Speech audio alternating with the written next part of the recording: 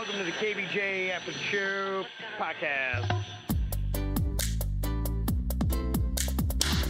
Kevin's eyes look insane, but he's got new hair. Virginia is a witch, and she farts in her chair. Jason is a spaz who's got an old man's ass. Welcome to the After the Show podcast. Alrighty, hello and welcome to the KVJ After the Show podcast. Here we go, another week. I'm kind of excited because I realized that Memorial Day is just a couple weeks away. Oh, yeah, that's right. I mean, summertime gets going, free-for-all Fridays. Oh, good. I've got a couple songs I think you might want to play. Okay. There's one by the Carpenters. I got a James Taylor. That's a banger. Yeah, I sound like real party ragers, baby. Oh, yeah. I got a Stevie Wonder ballad. Okay, yes. All right. All the stuff to get you fired up for the weekend. Yeah. All the stuff that help you take a nap. You would hate my party list. That's your party list, huh? My party list is so... For me, it makes me pumped up. I'm not depressed. Ready I'm to not go, huh? sad. Yeah. It doesn't make me sad. I think there's a misconception. If you listen to sad, depressing music, you're in a sad mood. It jacks me up, baby. Okay. But my shit is sad as fuck. Okay. You like what you like, I guess, huh? I like what you like. Yeah, what the hell, man? What the hell? Well, a lot of stuff to get to here today. We just touched briefly on the regular show about the release that they had on Friday for the UFOs. I assume this is one of what might be many, but if you know from the Jeffrey Epstein releases, those were all pretty anticlimactic and they really didn't get ever much better. And you're kind of sitting there going, are we ever going to get anything else? And we probably won't. And that was kind of it. And you are left with a lot of questions. And I think this will probably be more of the same. A lot of people in the UFO community have already seen a lot of the stuff that's been released. So for them, they're going, all right, that's great. They're happy that the government's talking about it and that they seem to be releasing stuff. But I don't think you're ever going to see the real great shit we want to see. I just don't think people are, I really don't think people are ready for it. Yeah, well, that apparently has been part of the debate that they've had, is they've had groups. I've heard some people talk about that they had talked to parishioners, pastors, they had other groups, and they asked them, they said, okay, write down everything that's good about full disclosure, everything that's bad about it. And the reports were, is the bad far outweighs the good of giving full disclosure to know what they're all about. Because that's what I'd say. Because somebody said, well, what else do you want? I'm like, well, all this is telling me is things move fast. It doesn't tell me where they're from or what they want or what they do or how they do it. They don't tell you what's in them, what's flying them. Is a being flying them, or are they automatically being remote controlled from another device, which is possible as well? And then who's their leader? What's their game plan? And it's not, I mean, a lot of people think it's just one type of species when people are saying you guys would shit yourself if you knew how many different species are in the sky, in the ocean, or amongst us. I'll shit myself right now and save you time. Okay. Yeah. In fact, Right to the chase. I don't think it's going to take. Here you go. Here, Here's your brown baby. I don't think it's going to take. made with love. I think a lot of people would shit themselves if they just saw a mothership fly over New York. Yeah. I think that's all it would take. I'm in that group. Well, one physicist had said if that was a human in that ship, their bones would be shattered. Wow. They said the humans could not handle what that movement is. So that's why they would like to know, how are they doing that? Is there something in the craft that enables their body to do it, or is it their body's special and different than ours? Because a human in that with that movement, you'd be dead. Well, That's crazy. Well, think about a drone. If you're flying a drone, there's nobody in a drone. What if they're flying just next level type of drones that are able to do stuff? Maybe there's nothing, no creature in there, but These they're ships are like drones. yeah, but they are so they're calculated. They're able to pinpoint wherever they want to go, just like the robot. Even with my hip, you learn so much about all this technology and where it's going.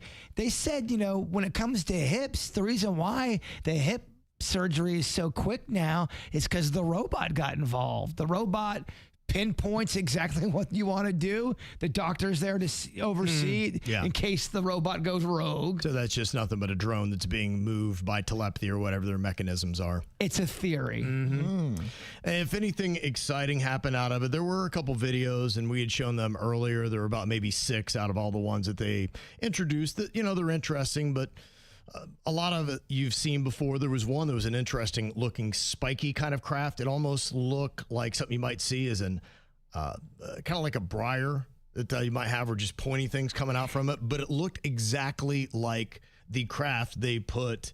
I don't even know what his superhero name was, but when he was on Krypton, but Superman, they put him as a baby because the planet's falling apart. This is a movie in 1978. Son of Jor-El? Yeah, Jarrell's son, whatever the hell his name was. I don't know it that well, but yeah, so that was it. And it looks exactly the same. Like, Jarrell Jr.? Jarrell Jr., yeah, JJ, they called him on Krypton. That was his space name. Jarrell Johnson, that was his name. So that was an odd thing. And then the other thing was what they got out of the Apollo 11 stuff. Buzz Aldrin reportedly described seeing a mysterious bright light near the moon during the mission. Oh, wait a minute. Remember me talking about those 2 minutes of audio that were not there and they were gone? They saw shit. They saw shit on the moon. They saw things. They saw particles and some lights illuminating from a place where they shouldn't have been illuminating. And they were like, what the fuck is this? That's the alien base. And you wonder why we stopped going to the moon. It's all because of money. We spend money on everything. We spend money on the dumbest shit. We do. But then all of a sudden, the excuse of why we didn't go to the moon. We just don't have the money to go to the moon. Also, too, there's creatures that want to kill us there. Aliens won't let us. Exactly. Yeah, there's a guy named Luis Elizondo, and he said, the interesting stuff lies with what NASA has. They've been covering up a lot of stuff that they haven't told you. And he said, this is just kind of the tip of the iceberg of what they know and what they have. And then he said the other group that really has it's the NSA. And he said, so it's a lot of these shadow groups that have the information. They likely are not going to be bound by this document release, and you're not going to really get the good stuff. So expect more surface level things, kind of like what we got, where the Air Force, CIA might say, yeah, we don't know what it is, but we can't give you more information. You're just going to be left with more questions and answers. The video and the picture of the aliens 69ing each other, you're not going to see that one. Yeah. So we're not going to get to that point. I know. Alien porn. I mean, I don't know if it exists, but I'm sure it does. Yeah. So that's what we'll see. But then there was a conversation about how really America is governed by 2 different governments. So we have the one that's face forward, then we have the one that's kind of really pulling a lot of the strings behind it. Secret, powerful. Yeah, and like I'd said before, according to the theories I was hearing on, these were some people that were kind of behind it and had seen it. And they said, yeah, the president doesn't know shit. Like, don't think that he's going to be able to, if you had a gun to his head, he wouldn't be able to tell you what's going on either. Because we don't tell him. Right. That's what they said. He's on a need-to-know basis. A personal victory for myself was I did see a clip that resembled, I wouldn't say it was an identical match, but it did resemble of the craft that me and Twigs saw that one night that changed my life. And I get it. No one has to send me any more emails saying, shut the fuck up, Bird. We don't care about that UFO. You're a dipshit. I get that message, but I'm still going to talk about it because it had a prolific effect on my life. And I understand I'm alien hopeful. Virginia, I swear on everything holy, what we saw that night was something different. It was bizarre. I just wish you guys could have seen it.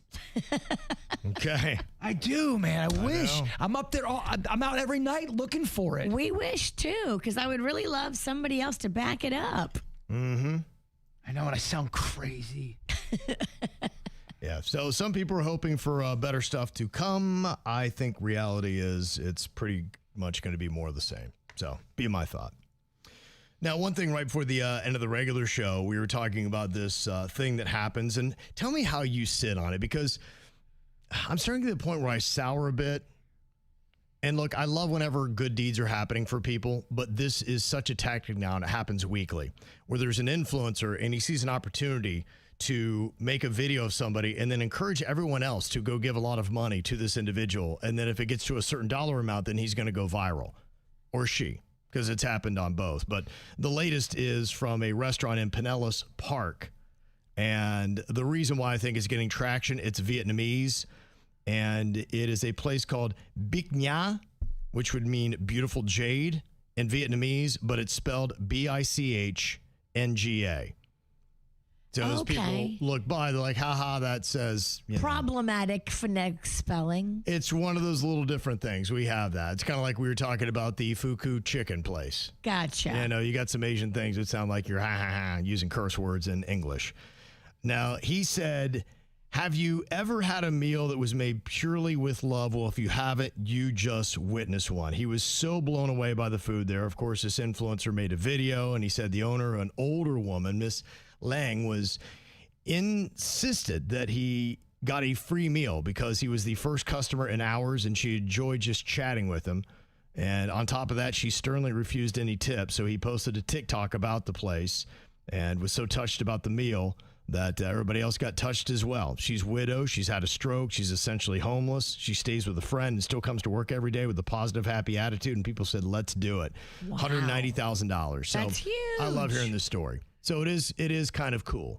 And as long as it comes off genuine and you're really doing it, it's great. I've seen a few now where it seems like there are a couple vehicles, that hit really hard and get millions of views and they propel these influencers. It was, we were talking about at the end of the show. It's really a big game. Even Kevin Hart was saying, look, man, a lot of Hollywood is looking at this stuff. It's happening now with the late night talk shows. We're saying we got a budget of what and we're making how much? And like, man, we don't need a staff of 200 anymore. No, you do not. Do you know who used to do that a lot? She was so nice. She'd always give away free stuff. She had a really kind heart. Her name was Ellen. She was great. Really, really knew how to bring nice things to the people. I'm with you, Kev. Look, it's nice that people, if you can really help somebody out that's a struggle, that's a great positive thing. Yeah. But also, let's not act like... That's a true motive. Let's not act like people aren't doing this to get something, a feather in their cap as well, because they are. And I love to help, and I think it's great. But the influencer who's doing it, we pat him on the back so much, he's going to get checks out of this. He'll make some actual money. And he'll get a lot of clout, and it'll definitely help out his channel. Like that fuckface Vitali, the guy he's always been terrible on social media. He's done pranks that have gone viral. He's attacked a woman when she was jogging. He's a shithead. So then he goes into the let me go ahead and catch predators, and I'm a good guy. He's not catching predators because Vitali's this great guy. And he caught a predator about 2 weeks ago, Virginia. It was the wrong guy. Ruined the guy's life completely. Yeah, wrong. Didn't do the right research and really started doing racist things to the guy. The kid was Asian, started doing all this racist Asian stuff to the kid. He's probably looking at a lawsuit then. Oh, yeah. How can that? No, he ruined that guy's life. Yeah. I mean, if I got exposed incorrectly like that and it affected me in the least bit, yeah, you're going to come after somebody with a big lawsuit. I'm suspect of people like that. Yeah, I think all the influencers, I think we all have to look at all of them with a skeptical eye because, look, it's tough to create content. They're trying to get engagement. I think some of them are like, look, this is just the energy that I have and I want to put forward. But, a lot of them, I think you can see through it. And I'm not against any, people doing something if it's really from the heart. But, real true charity is something nobody ever knows you've done. That's what real charity is. If you do charity, no one knows it came from you. Right. That's the definition of legit real charity. Yeah, that's where I get skeptical is when someone clearly gets a lot of perks themselves out of it. Because you're right, that's the toughest way to give, where you give and no one will ever know, maybe even people in your own family. And exactly. You just do it because it's the right thing to do, and no one ever knows you did it. A lot of times when you do it the right way, that's how it's done. Nobody knows where it came from. So I'm very happy for Bic Nha. I hope they get great business. But, yeah, we'll see. I don't know if they wear gloves there or not, but I know it's a big topic. Are people fighting about the gloves? How can people better not get on my ass about this gloves thing. I said, if they're going to get in your ass, they better wear a glove. I said, use a glove for the sandwich and then you throw away the gloves after. I don't want you. Yeah, exactly. You don't make the sandwich with the gloves, pick your ass, scratch your balls, and then slice some roast Work the beef. cash register, Yeah, exactly. handle money. And then some fuckface is going to go, so you're going to waste all these gloves? Oh, well, I don't know what to tell you. We don't live in a perfect world. Do you want pinworms in your sub? Or... One person said, I'm almost positive that the health department requires you to have gloves on when handling food. Well, it's a lie. Yeah, but this email from Kim Shari said some restaurants do not require you to wear gloves when handling food as long as you are practicing good hand washing hygiene before you touch the food. Also, be aware of wearing the gloves because they touch everything and cross-contaminate. They should be taking those gloves off every single time and putting on a new pair of gloves. Yeah, be careful, too, because there's this... People live in La La Land who love to go to Burger King and get that Beyond Meat burger because it's vegetarian or vegan or whatever. They cook that on the same stove as they the beef. cook the beef and the bacon. So you are getting I mean, some people don't care about that, but if you are one of them vegans that you cross-contaminate, you had bacon, they will lose their shit. Well, just know it's not your way at Burger King all the time. It's never been your way. There was a lie from day one. You do not get it your way. And somebody was pointing that a lot of pizza places, you're not going to see them wearing gloves because it really hinders the ability to work the dough the way they need to. Yeah, my whole thing is I don't usually see them make the pizza typically. It's when I am up front, I see the guy with a hoof, with dirt in his hoof, and he's, I pick my balls and I pick my nose and let me grab the money and slice this tomato and I got to pick my balls again. Well, I would think, if you're a manager, I think that's within the realm of requirements for the restaurant that you need to have trim manicured nails because that is a health risk because there is a lot of bacteria and funk underneath fingernails. And if you can see blackness under someone's fingernails, you're going to have to trim those. Like, I cannot have that. Even if you've washed your hand, the fact that you got that black there, that is gunk. That's bacteria. That's got to go before you touch any food around here. So, yeah, if you got those kind of looking hooves, you need to snip. Look, if you want to have dirty fingernails, have dirty fingernails. Just don't make my sub. That's all I'm saying. Well, at least put the gloves on. And even then, with them kind of like things, it might rip right through it. But am I the dick for that? For saying that I think gloves should be necessary or you should not have dirty hooves? I think when you can see it, yes, it's a problem. Thank you. You can't see what's going on in a closed kitchen with a door, and you don't know what they're doing in there. But if you're on the deli line, you're right, watching the guy with mud hoof make your BLT, it is hard to watch. I mean, when you're hungry, and I'm sorry, I'm gonna sound like an animal. There are times when I've got that teenage hunger, where you're just so hungry. I will eat and lower my standards. I remember a woman was making my sub, and she sneezed, and I saw the snottle droplets. Dude, I saw droplets. I'm not 100% sure it made it, but I was so hungry. I think and by bite, right around bite 5, I couldn't do it no more. Dude, I know. I couldn't even done bite 1. Dude, I'm not proud of it. Droplets. It was when we were getting fired in Miami. I was at a different place.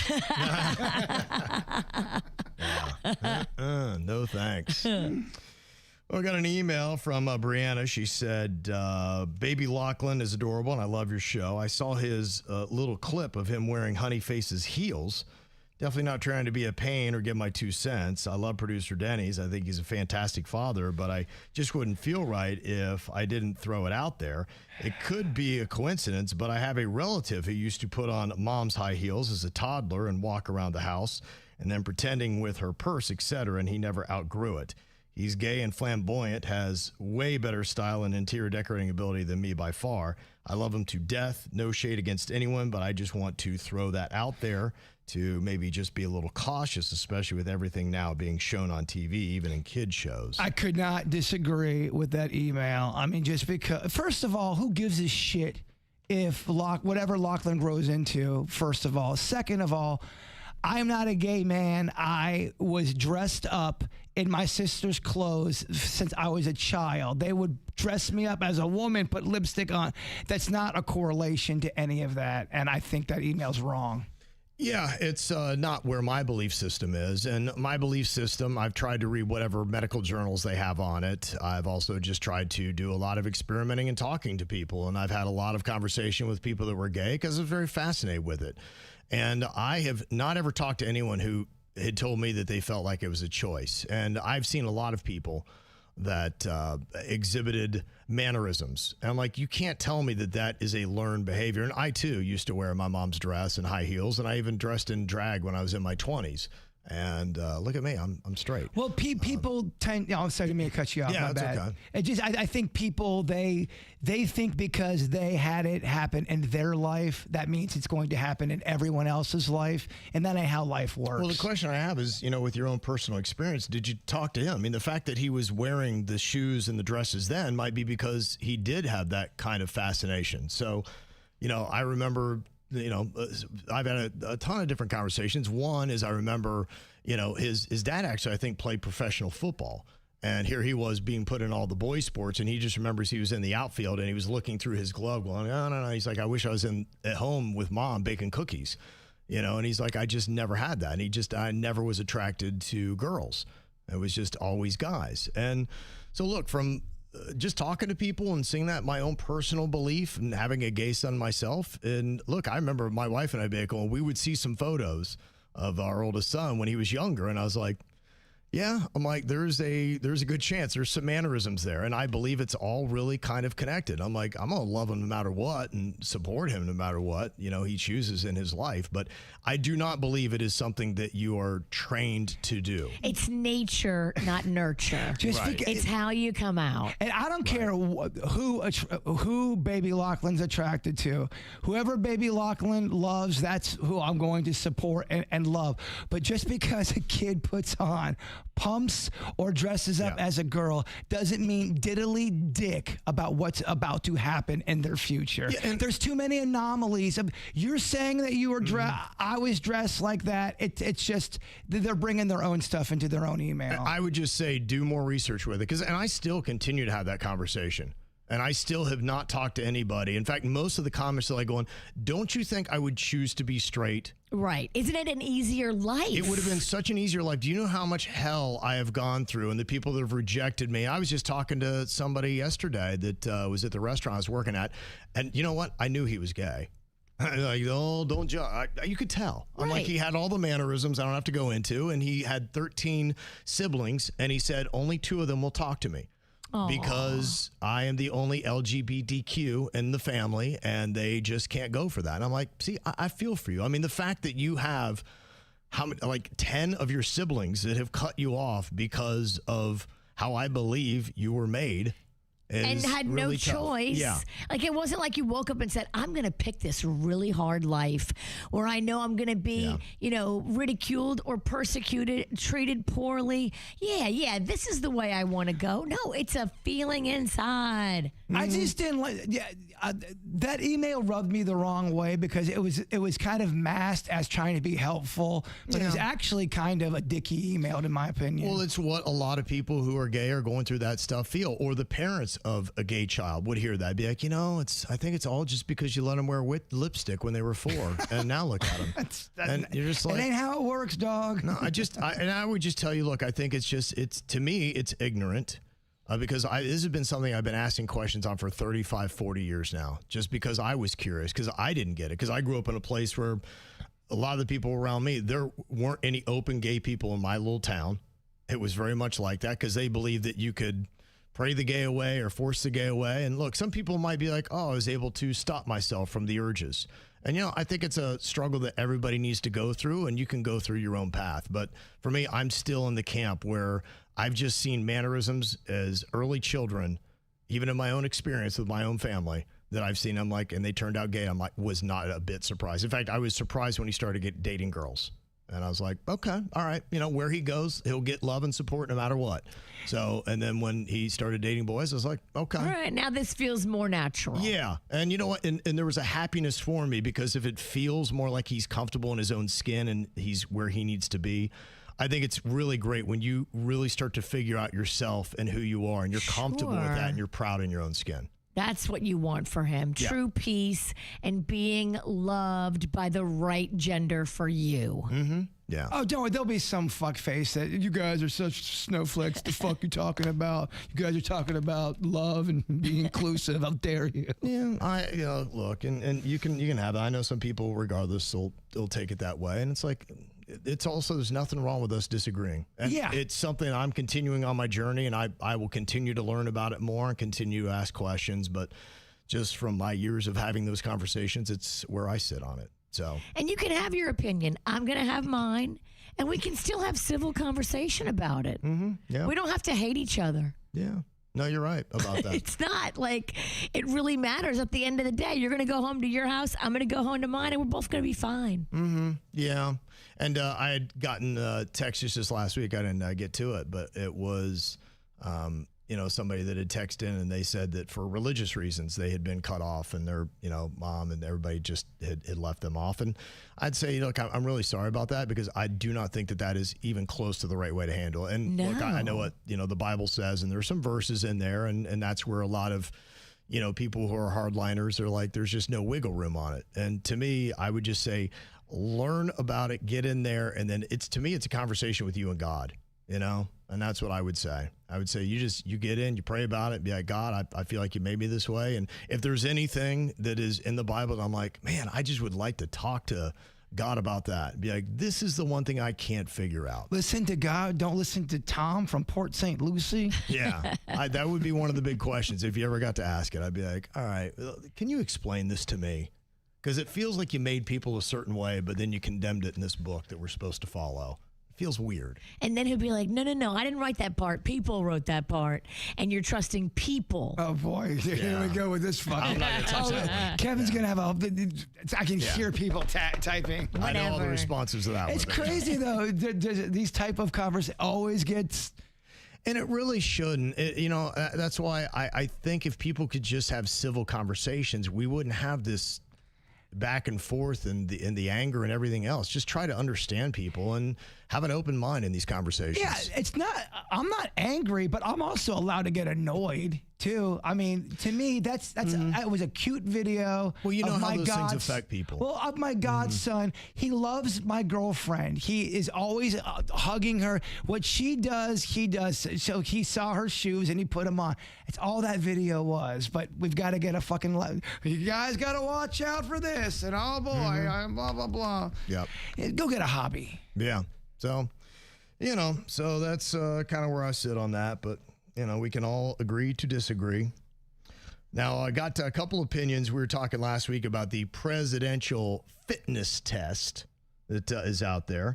And Michael said, everybody seems to yell no fair when it comes to fitness, but not anything else. Kids are tested on math and reading and given a score. We have spelling bees and science fairs where only the best are encouraged. You're right that some kids have an advantage on the run or the push-up test, but the same can be said in any other subject. This gives students a goal to work towards and teachers a standard to train them to meet. I'm a physical education teacher, and I really have my students perform the fitness test on a monthly basis. It shows progress, rewards, hard work, and it inspires students to exercise on their own.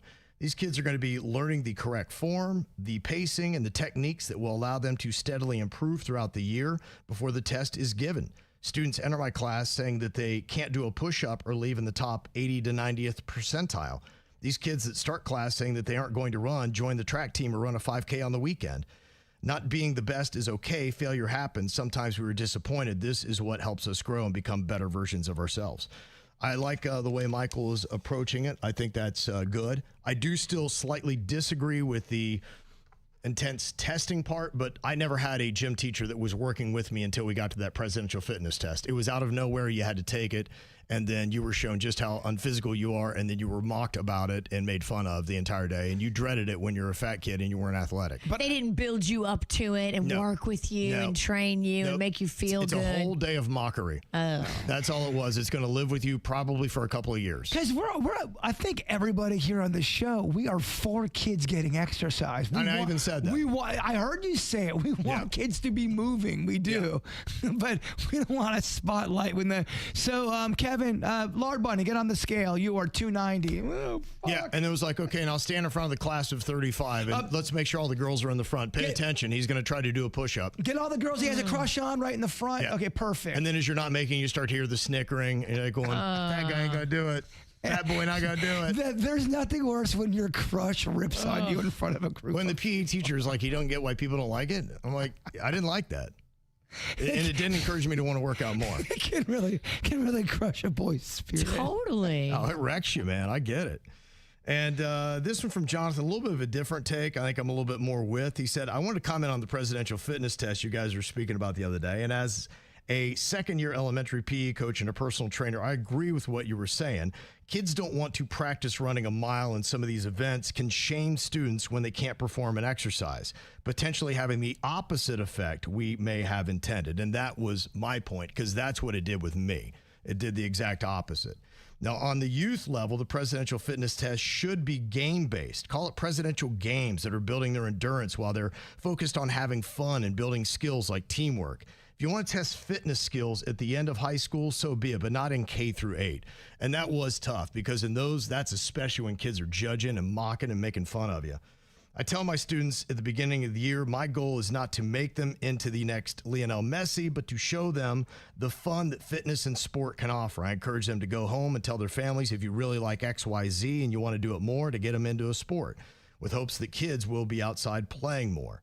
And he said, honestly, if you really want to attack anything, you need to look at nutritional awareness. You would drop your jaw if you saw what most of these students are eating. Bags of chips, cookies, basically all snacks and sugar and empty calories. That's You're it. right. It's gross. Mm-hmm. So, yeah. So, look, I'm all about them getting exercise. Just be careful about putting them under a microscope where you're going to have athletic kids that are going to want to flex and show off because they can climb the rope and do 1,000 push-ups and all that kind of stuff. And they're definitely going to be mocking and making fun of. And you're going to have 80% of the kids, or another 20% that are very unathletic. They're going to feel like dog shit after doing that. All I gave a frog's fat ass about was, oh shit, no class today? Fuck yeah. Right, That's all I cared about.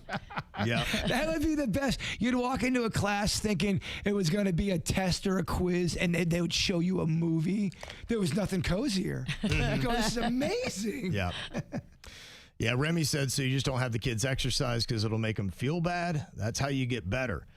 Yeah, there's a way to do it. And I'm not saying that. Again, I'm not saying you don't have the kids not exercise. I'm saying when you test them in a public level with everybody else, I know some people are saying, well, that's just it, failure and blah, blah, blah. I can tell you from my personal experience, I hated it. It did not make me better. And I imagine there are a lot of kids that hate it as well. I know because I was talking to them. We're like, oh, man, this sucks. I played on I played on a flag football team. Same coach back-to-back years. First year, we went 0-9. Everyone in school made fun of us because we were so terrible. So the second year, it's our year. We're going to do it. We went another 0-9. We were 0-18 as a team for 2 years in a row. Yeah. People were fucking brutal to us. You know what, though? Builds character. Yeah. That's why I take losing so well. And if you could put kids in almost like groups where they're in there, then they can motivate each other to try to, move up, go to another level. There's a way I think you could do it. But like I said, having really athletic kids and not athletic kids. Yeah, I don't want kids to be humiliated, but I do think kids have to get in a situation where it's slightly uncomfortable and they got to go through some growing pains. Everybody gets embarrassed on the planet, and there ain't no way to level up quicker is when you get a little bit of embarrassment. Embarrassment is good for a human being because it teaches you, hey, maybe I shouldn't go about that way. But I don't like the humiliation and making someone feel bad like that. There's a difference. Yeah. I think there's probably a nice balance in there somewhere that they can figure out. Now, he went on talking about having to work two jobs as a teacher. My wife's a teacher, works another job on top of us having 2 kids under the age of 2. And this year, we're probably not going to be getting a raise in Broward. The teachers union is proud to say if the next referendum passes in 2027, it will give 90% to teachers. I don't know if it's going to pass, and most Broward residents aren't happy because our current referendum has gone mostly to district employees, not the people who are in the classroom. The people are already making 6 figures. That's gross. For public schools, do teachers get free meals? So when it's lunchtime, do they at least get their lunch comped from the cafeteria, or do they have to pay? I'd imagine they have to pay. That's fucked up. They can't get no, turkey tetrazzini on the sly. So they get a nickel for a day's work, and they get no free turkey. You gotta fucking pay for your casserole? That's bullshit. That would burn me up. He said, my school already cut PE for next year due to low enrollment, and with school closures through the county, it doesn't seem there are any PE positions open in Broward County public schools at this time. And I saw the former superintendent of Broward County Schools. He went to the Dallas-Fort Worth area. He hired 5 principals from Broward County to go there. Oh, wow. So he's plucking out the best of the best. Yeah, it's just a sad state. I mean, we're 50th in pay. And seeing this, I was talking to a group of teachers over the weekend, and they were talking about how strapped they are for cash. One of them has 8 years until she can basically retire to get her pension. But that's the tough thing. I think what's happening in Florida now is they really don't care for the public education. They want to privatize everything. I think it might have started with some of those books that they didn't like, if I had to say. Oh, yeah, because it got a lot of publicity. And I don't know how prevalent these books were in school. The news made it seem like it was in every library, right? And at every table. I don't have kids, and I know the news likes to make something a really big deal. How prevalent was those issues? I was just giving it some thought, and I was like, what started all this? I was like, oh, wait a minute. Remember those books that they were going all in on, and that they felt like some of these public instructors were indoctrinating their children, and they're like, okay, we're going to push them to private, maybe Christian Catholic schools, whatever it might be, and we're going to open up this school choice.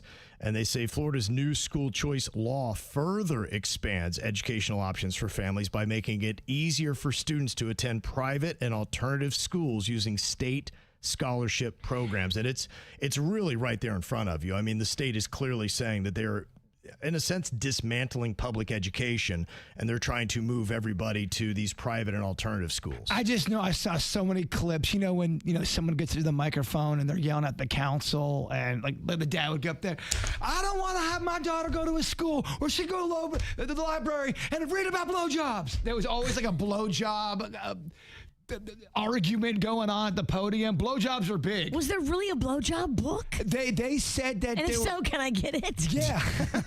Like, sounds entertaining. Where's the blowjob section? I like the blowjob. I mean, as an adult, that sounds like a good read. But there were so many clips, and if it wasn't about blowjobs, how can we have a library that talks about the clitoris? I know some guys I can give that book to. I recommend. Here, you need this. 3rd grade level too. You can actually do. There's a lot of pictures. It's a roadmap. It'd be good for you. But it was those type of clips. Now, was that every school, or is that the media taking just certain clips from certain schools all over the country? It's kind of like we talked about. Oh my gosh, kids are dressing up as cats. Right. Are kids really dressing up as cats, or did that happen at 3 schools? How prevalent it was, I can't answer, but I have a feeling it is at least one of the engines that is driving this. Yeah. And they say supporters say the law gives parents more control over their children's education and increases competition that could improve schools overall. So this is what they're moving to, is saying that their teachers with the unions got lazy. They're just expecting money. They're not striving to do better. So we're going to privatize education in Florida.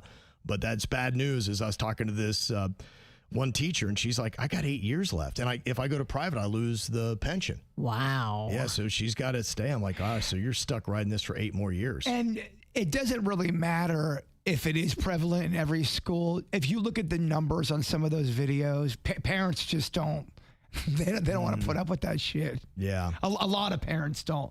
And if they think that's happening to every school, if you go into a library and there's pornography in there. Blowjob books. And what they're bragging about in this press release, Florida's becoming a national leader in school choice with growing enrollment in private schools, charter schools, and homeschooling programs. That's where they want education to go in Florida. A lot of homeschools. The last 4 tours we've done where kids come in and visit the radio station have all been homeschooling. You're right. The numbers are up significantly. I mean, I remember when homeschooling, you would maybe hear about 2 or 3 kids.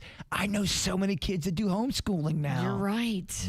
So I don't know. It's starting to become a little bit more clear to me what is happening with the education system, and I think it's actually by design that we are 50th in the nation. You think that the public school in general is being dismantled slowly but surely? I'm starting to get a stronger opinion on that.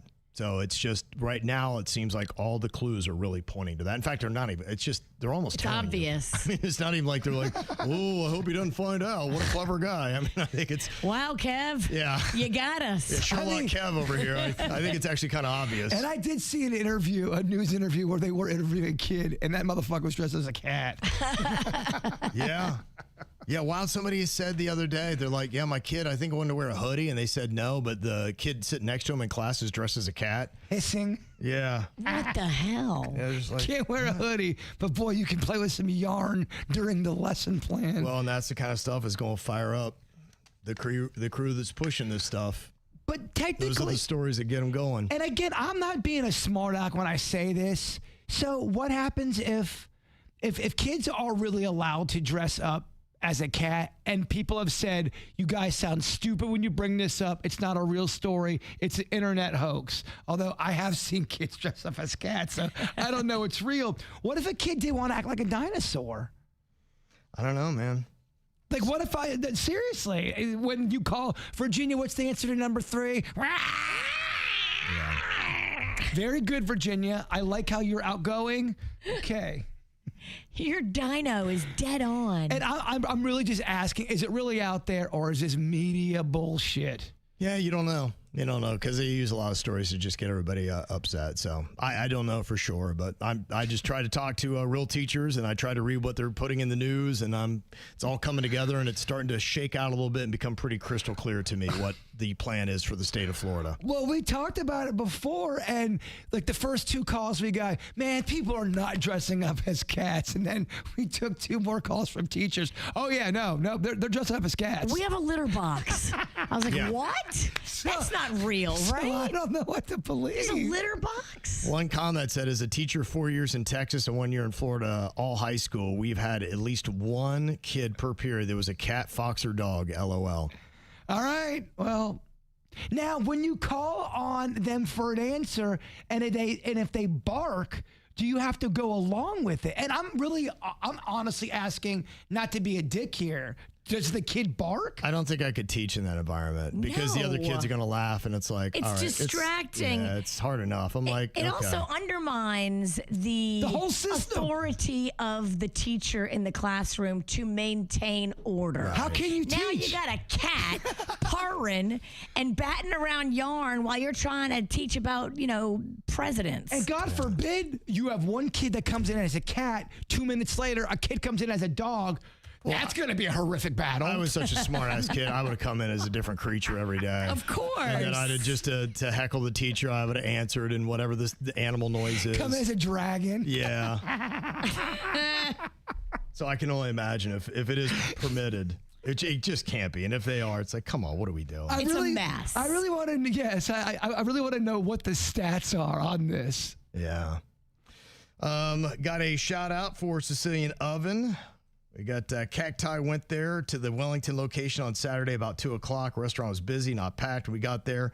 So we were seated right away. We ordered the rice balls and the ham and cheese sandwich based on KVJ recommendations, and they were delicious. Nice. Good. I'm glad. Rice balls are huge, and I should have just ordered one, but they were delicious. We also got a pizza, which is fantastic as well. I look forward to going back.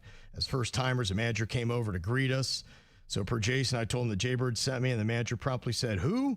But seriously, it was a great experience. You got to go Captain Crust. Who? Yes. Who? Say Captain Crust sent me. Yes. Yes. I have to. I'm going to go visit every location. I haven't been to all the locations yet, but yeah, I'm glad that people are enjoying that. They've been really, really great to work with. It's been my favorite pizza client to ever work with, and I'm not just saying that, but they really do get the message of the power of pizza. Yes, Yep. And they're kind and they want to do nice things. It's very much the same motto as Captain Crust. And they got good food. They have good food. Yeah, they have great food. It looks absolutely amazing.